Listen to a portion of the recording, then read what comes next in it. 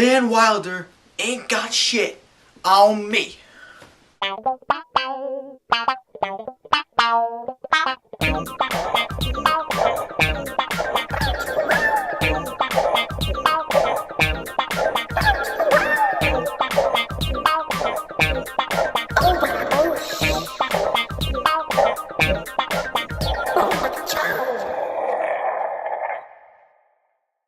Safe House.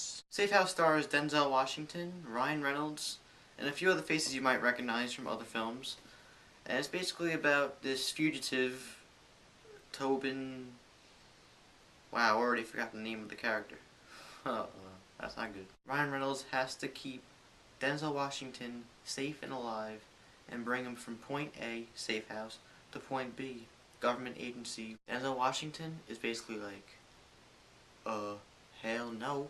I don't think there's one bad Denzel Washington movie that I've watched. Ryan Reynolds has been a hit or miss, but when he hits, I think he hits good. But when he misses like... I don't even want to remember that movie. Did I like this movie? Yes, I did. I actually liked it a lot. But it had a lot of problems. I'm gonna start with the pros here. The acting in this movie from the main anchors, Ryan Reynolds and Denzel Washington, was phenomenal. Denzel Washington is always good. He's never bad. He could take nothing and make it into something. He's brilliant with his acting ability. And Ryan Reynolds, when I said he's inconsistent, he hit a home run here. What? I just found out Whitney Houston died. Holy shit. Ryan Reynolds and Denzel Washington carried this movie. I mean, the movie was okay on its own, but they brought it to another level. Not a great level, but a sustainable level where it was entertaining for me. There was a lot of action in this movie. The very first big action scene is like a car chase when they first get out of the safe house, and that was a great scene. That was a great action scene.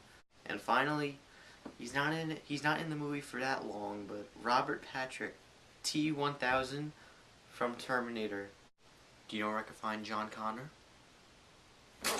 Since 1991, he has gained a lot of weight and grew facial hair, but I mean, he actually didn't do anything for me in this movie, but just cool to know he was in there.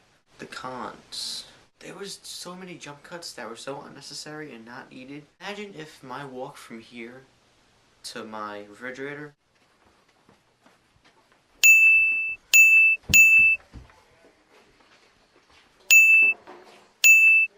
I need a drink. It felt like things were always happening so abruptly. There would be like 3 or 4 times where there would be a conversation establishing some like character development, an abrupt act, and then that abrupt act would lead into an action sequence. And this happened like 2 or 3 times. And I mean, I like action, but it was too repetitive. Also, while I was interested and I enjoyed the film a lot, it was very bland. Been there, done that. It's been done over and over and over again. Without Denzel Washington or Ryan Reynolds, especially Denzel Washington, without him, this movie would have fell hard. It would have been, I wouldn't say it'd be terrible, but it would have definitely been mediocre.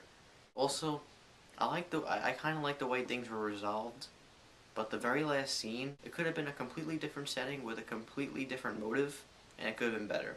It was an entertaining movie that could have been mediocre, but Denzel Washington and Ryan Reynolds propelled it to a good movie. Like, you know situations where you're watching TV looking for a movie to watch, and you'll catch something on HBO that you've never seen before, and you'll catch interest in it, and you'll start watching it, and you'll end up watching the entire movie?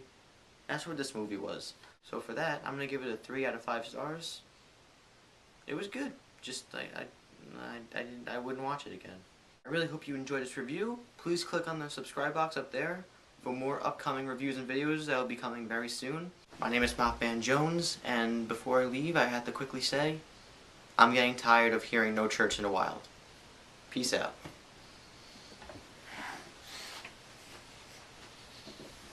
Seriously, the first time I heard this song, it was great, and I actually loved it.